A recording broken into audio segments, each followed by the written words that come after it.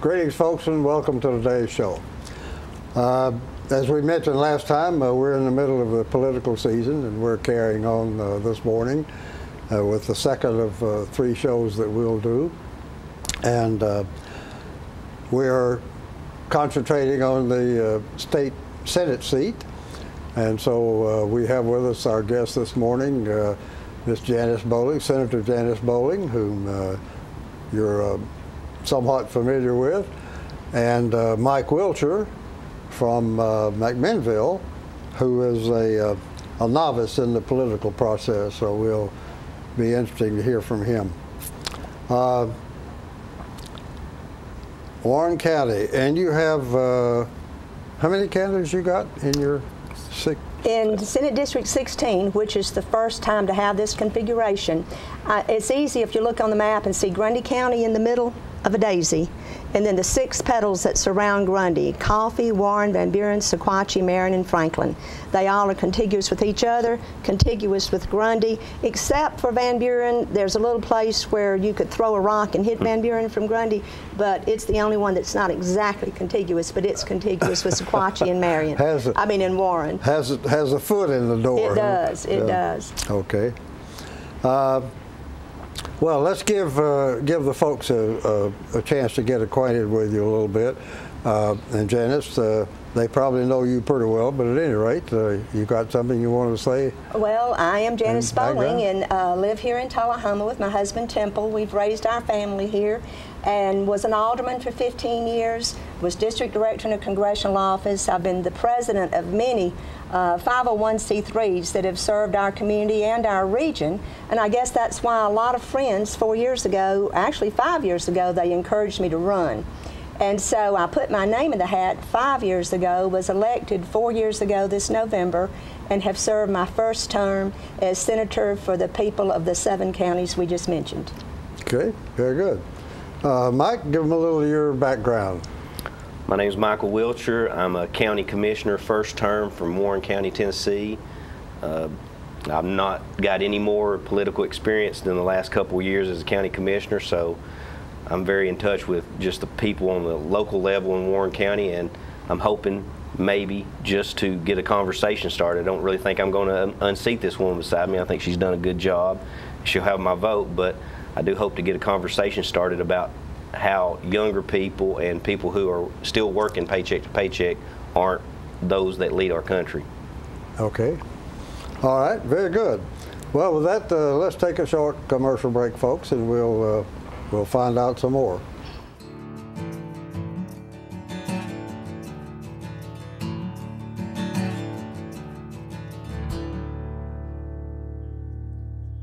All I have to do to think about what I was physically before and what I am now, and I don't ever want to go back to that original situation. The overall mission of the rehab team is always what is best for the patient and how we can facilitate maximum potential from every resident. Well, the most important thing to me is that I'm allowed to do whatever I want to do, Everyday miracles at Life Care Center of Tullahoma. Tired of paying for monthly telephone service, expensive long-distance bills, and all those crazy taxes? Are you sick of spending money on telephone equipment, maintenance contracts, and service calls, all for a phone system that shackles you to 100-year-old technology and your desk? Stop it. It's time to ship your phone system to the cloud. What can the cloud do for you? Bring together remote offices, workers, and employees in the field. Make sure that you'll never miss calls by delivering them to multiple devices. Modernize faxing by allowing multiple faxes to be sent and received at once. And deliver to email. Get your voicemail messages instantly through email too. And take advantage of an endless supply of customizable features. Host My Calls can deliver the cloud. All of this technology with low upfront costs and not 1 penny in capital expense. It's time for a phone solution you'll truly love from Host My Calls. Call the number below.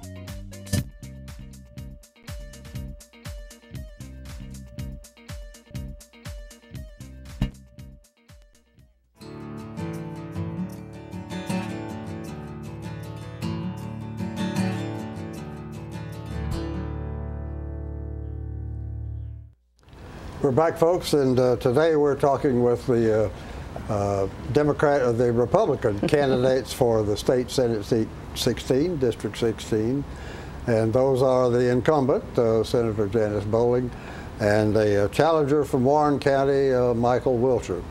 So let's, well, I don't know, Mike, anything you want to add to the question of how come you're doing this anyway?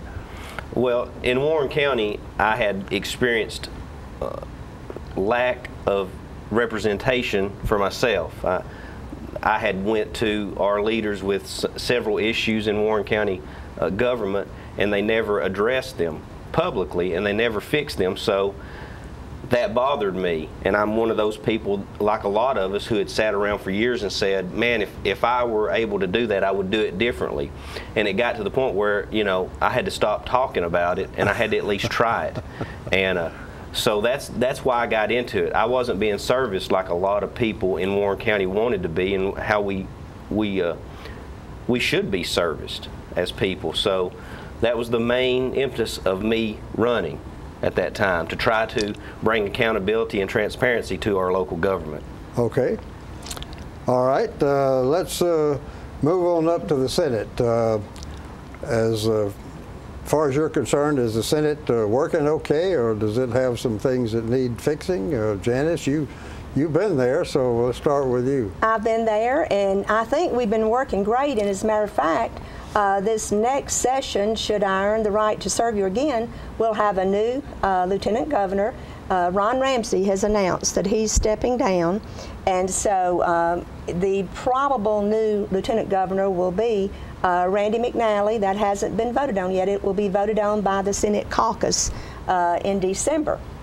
But we have done a lot to back up government overreach. We're still working to do that. We have eliminated over $500 million in taxes and fees that have come out of the pockets of Tennesseans. When you put $500 million back into the economy, that's a good thing, because not only are you putting it back in, you're not taking additional money out. We've eliminated the hall tax, which is a very important thing for retirees and for people who are looking as to whether or not to stay in Tennessee once they've had a successful career and they plan to live on what they have invested and the proceeds from that. But in Tennessee, we don't tax you while you're working, but then we tax you after you retire. That just did not seem equitable. So yeah, we are eliminating that hall income tax. Those are some good things. That's been done, yeah. Okay. All right. Mike, you want to deal with that? Yeah, sure. I'd like to say that I think they have done a really good job in the Senate. You know, Janice will, when she campaigns, she talks about I believe it was 8 things that you wanted to accomplish, and she's accomplished those things in her 4 years. So, you know, kudos to Janice for getting those things accomplished. The repeal of the hall tax and several other things that y'all have been able to do, wonderful moves toward a more conservative Tennessee that, you know, doesn't reach into the personal lives of people in their homes and stuff. The only thing I would add to that is, you know, the bill that you and Judd sponsored about eminent domain. You know, of course, it wasn't looked at this past year, and y'all will bring it up again, but in that time, a family here in Coffee County has actually had their land taken that wouldn't have been allowed by the bill that Judd and Janice sponsored. But since that bill didn't get looked at and voted on this past year, there's a Coffee County family that has lost a vital portion of their farm, and I tried to bring that out into public in Warren County, and I was actually here in Coffee County when they voted on that resolution to denounce that. And that's something that I felt badly about, but I didn't have any control over. But like I said, the government being able to take somebody else's land. Exactly, outside of their service district. And I know Janice and Judd are going to bring that bill up again this next session, and I'm hoping that gets voted on and gets passed. That is something that is supported by Farm Bureau, by farmers, by the regular folks, by anyone in particular in rural areas where you have a water utility district. And it was a very simple, straightforward bill. It said that the water utility district cannot exercise the right of eminent domain outside of its service area. Who could argue against that? You shouldn't live 2 counties over from a service area and wake up one morning and find out that folks that don't serve you, that are not, you have no representation in, are going to come and take your property. That's a scary thing. Yeah, I guess so. So we will bring that back up. Okay. And that will hopefully pass this next session. All right. Well, looking forward a little bit, what do you consider the significant issues or challenges facing Tennessee in the next few years? And Janice, we'll start with you again. One of the things that we're all talking about right now is transportation. Now, Tennessee has some of the best roads in the state, the 3rd best in the state, and more important, or in the United States. But more importantly, our roads paid for. Almost every other state has significant debt on their roads. Texas, for instance, they have outstanding roads and have billions of dollars of debt on those roads. Every dollar we spend in transportation goes to construction or maintenance. We don't have to serve a huge debt service, which is a good thing. However, right now, we are having backlogs because the federal government did not pass the Transportation Act as they should have, and they were just sending it piecemeal each year. And you can't really use that money as wisely as money you know you've got, so you can budget. Can't plan ahead either. Yeah. Can't plan ahead. So this next year, I'm sure that is going to be one of the main topics, but I will say right now that I will not support a transportation tax, a tax on the working people of Tennessee. Tennessee's budget is $34.9 billion. Now that's the good news and that's the bad news. That's a lot of money. But the more we cut taxes, the more the economy grows and the more revenue that comes in. Right now, a significant portion of that money, $8.9 billion, $10.8 billion goes to pay for Medicaid in Tennessee. That's TennCare. So 1/3 of that huge budget goes to pay for people who truly cannot afford health care insurance. $5.2 billion goes to elementary through 12th grade. $5.2 billion goes for higher ed. Then you have another $5 billion that goes for social services. The rest is what's left over to do really what our state constitution says we're supposed to do first. Educate, to protect through our Department of Corrections, and for transportation, because everybody needs good, safe roads to get to work, to get to school, to go and explore the American dream in Tennessee. So that's something we need to look and make certain that we're prioritizing those responsibilities that serve all the working people and not always growing government instead of performing our function with the resources we have been blessed with. Okay. Challenges, issues, Mike? Well, I'll say this, I can't quote the numbers like Janice. She's been in this for 4 years, and before that she was in local office for almost 2 decades, so I can't speak to those numbers, and I'm glad that she does know her job well. What I can speak to is simply what I believe the challenge is to elect people that are more like you, people that are still have skin in the game. In other words, I don't know what the future brings for me. I don't have a retirement, and I don't know when I'm going to be able to retire, but I believe I'm more like most of you in that I'm going to represent you because I need a paycheck next week, and I'm going to do whatever I can in my community and in these 7 counties to draw industry in and to support the roads and all the infrastructure that Janice talks about. But again, to me, the most important thing is to elect somebody that's more like you, that is in the trenches like you, and someone who's not retired, and someone who's not a wealthy business owner, and somebody who's not a lawyer possibly. Not that those are bad things. You know, I don't wish ill on any of those, and one day I hope to attain success like that. But while I'm not, I want to represent the people who are more like me in a way that I want to be represented. So to me, that's the challenge. Elect people more like yourself. A working guy. Okay, very good. Well, let's, well, I don't have any more time before we have to take a short commercial break, folks, and we'll be right back.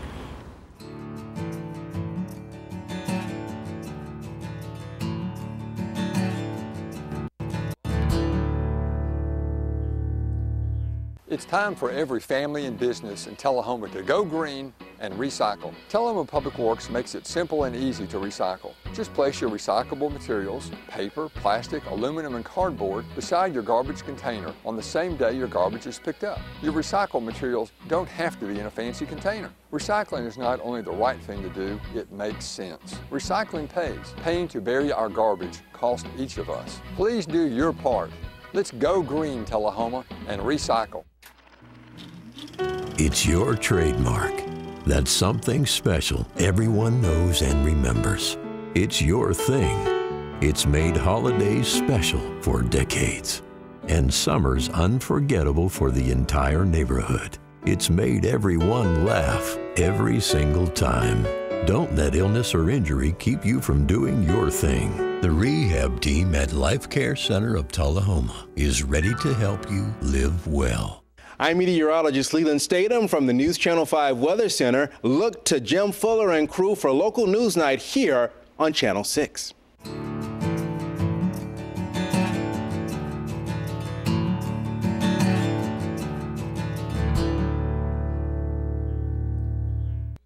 We're talking today with the two Republican candidates for the 16th Senate District seat, and they are the incumbent Senator Janice Bowling and challenger Michael Wilcher. Sorry. Okay, let's continue. What do you consider the good issues and maybe some not good issues that came out of the last session? In other words, what kind of history are you going into? Let's start with you this time, Mike. Well, of course, the repeal of the hall tax, that was a big thing. I think it's going to phase in over several years, but you know, it's a start, and that's a wonderful thing. I know somebody's mentioned the refugee thing that's happened here, the dumping of refugees in Tennessee. You know, that's something, if we can't vet these people, it's not about restricting religion or race or sexual preference. It's simply a safety issue. If we can't vet people and understand, and the fact is, ideology does drive the people that are radical. So I don't have to mention a religion. It's simply that if we can't vet these people, you don't want your state allowing them in, and at some point they're going to be receiving your money. Is your point that the state doesn't have much to say about who comes in? I don't think we have so far. We don't have anything. No, okay. and I think that's an issue that I'm sure will be dealt with in the next session more than maybe it even has in the past, and it needs to be. And I'm sure Janice will take up the fight and fight with Judge Matheny to do that. Okay. All right, Janice, we're talking about results of the 2016 session, whatever you might be proud of and maybe not so proud of. Well, I'm really proud of the aggregate. I don't know other than the hall income tax, and I did a bill that hopefully will help reduce the number of children who are labeled ADHD, because if you'll recall, I carried some legislation a year ago, that repealed the Intractable Pain Act of 2001, a well-intentioned bill that ended up providing the legal cover for people to open the pill mills and pain clinics. And so since 2001, the Tennessee use of opioids, we were #2 in the nation with the dispensing of opioids. That had risen, the neonatal abstinence syndrome babies. But in studying that issue, I found out that $22 million a year was spent by TennCare alone to pay for those opioids that then ended up on the street, ended up creating tragedies after tragedy in lives of people. And so we repealed that. But while I was working on that, I said, well, where does that rank for the pharmaceutical cost? And the TennCare representative told me, well, it ranks 4th. And I said, well, what's 1, 2, and 3? They said 1, 2, and 3 are actually all related to the same condition. Now, we're talking about pharmaceutical costs for TennCare, the top 3 pharmaceutical costs out of that $10.8 billion budget. And I said, well, is it cancer? Is it heart disease? Is it diabetes? They said, no, ADHD. ADHD is a label more often than a diagnosis.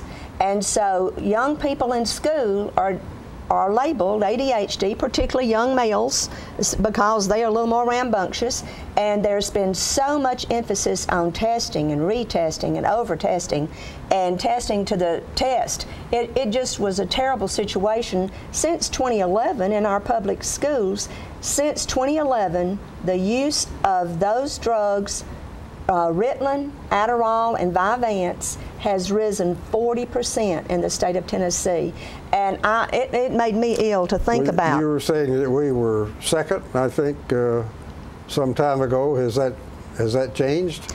Second in the dispensing of opioids, right, and that is on the decline now.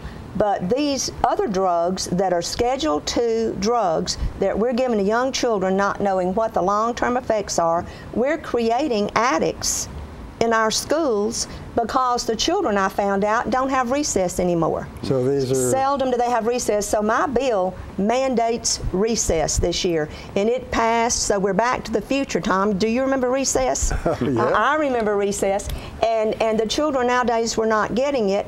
They were allowed to sit in their desk and maybe play a little computer game or something, which is really not that good for children developmentally either. Kids need to get outside, they need the fresh air, they need to be able to interact with their peer group, they need to have unstructured physical activity during the day. These Schedule II and III drugs, are they addictive? Is that yes, sir. Part? They are highly addictive. They have dangerous side effects. Young people on Ritalin, if there's any history of heart disease in that family, that drug can have extremely adverse effects on that child's heart as that he or she is developing. These are unintended consequences of well-intentioned actions. They're trying to make the kids sit still and be focused. But in the process, you're teaching them to go to a pill when you can't practice self-control, go to a pill to take place of internal measures. So that's something that I discovered in fighting one thing, found that there's a bigger giant looming on our future if we don't get the dispensing of those Schedule II drugs from our children in the public school system. All right. Anything that happened last session that you're not particularly proud of? No. I really can't say that. Everything's cool. Everything is cool. We tried to pass a bill that a lot of the local education agencies had asked us to pass. We found out that the federal administration was about to try to change the rules at the local level to say that the local people could not put boys and girls on bathrooms in our school systems that are paid for by our tax dollars that contain our sons and daughters. And needless to say, they were concerned, and they didn't want a bullseye painted on each LEA in Tennessee. Yeah. So they asked the state if we would carry legislation regarding that. We did, and in the House, unfortunately, at the last minute, the carrier of that bill pulled it off notice, and so we did not get to vote on it.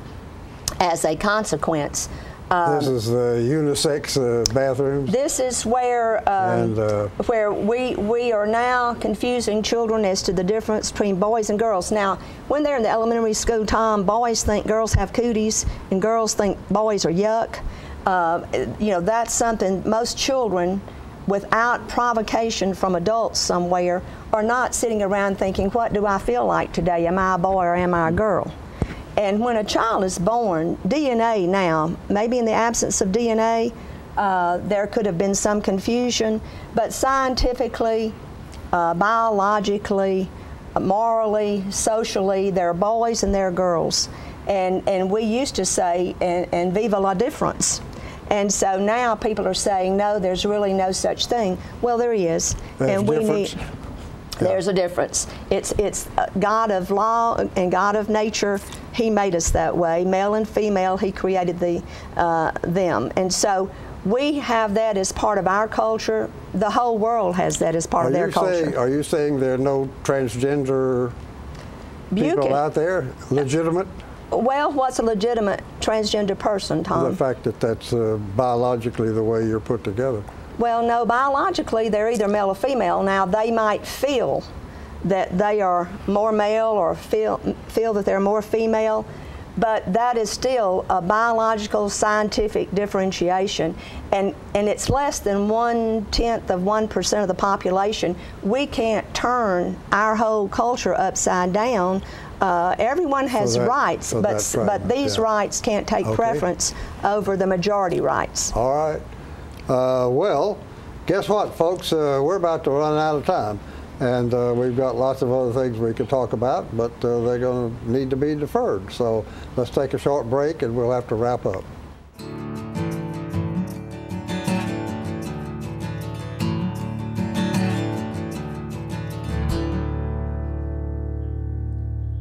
The Russell Barnett Automotive family is the largest automotive retailer in southern Middle Tennessee. With over 1,200 vehicles to choose from, we are your one-stop shop. Check out our awesome website, russellbarnett.com. There's over 1,200 vehicles to choose from. Stop by one of our 5 locations. That's Russell Barnett Chrysler Dodge Jeep Ram, Chevrolet GMC, and Ford of Winchester, or Russell Barnett Ford and Kia of Tullahoma. And remember, why buy anywhere else?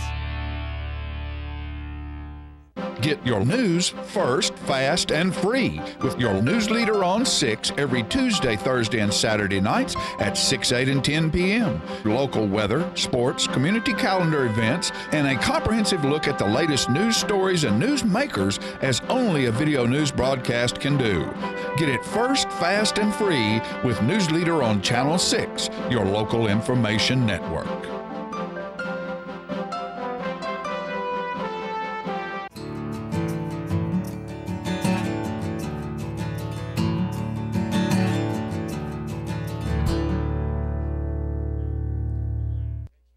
Like to have one. You're back. We're back, folks, and we've been talking today with the Republican candidates, 2 of them, for the 16th Senate District seat, the incumbent Senator Janice Bowling and challenger Mike Wilcher. So I'll give each of you 30 or 40 seconds. You got a blurb you want to say? Mike, let's start with you. Well, I would just say that I believe Janice has done a good job and she'll have my vote when it comes time. But until then, I'm simply giving the people a choice. I believe I'm more like most of you. When I leave here, I've got to go back to work, and I had to take vacation time just to be here. But it's important just to start the conversation, even if I'm not elected this time. And again, I think she's done a pretty good job, and she'll have my vote. I'd appreciate your vote. Just check me out on Facebook and on YouTube, Michael Shane Wilcher. Thank you.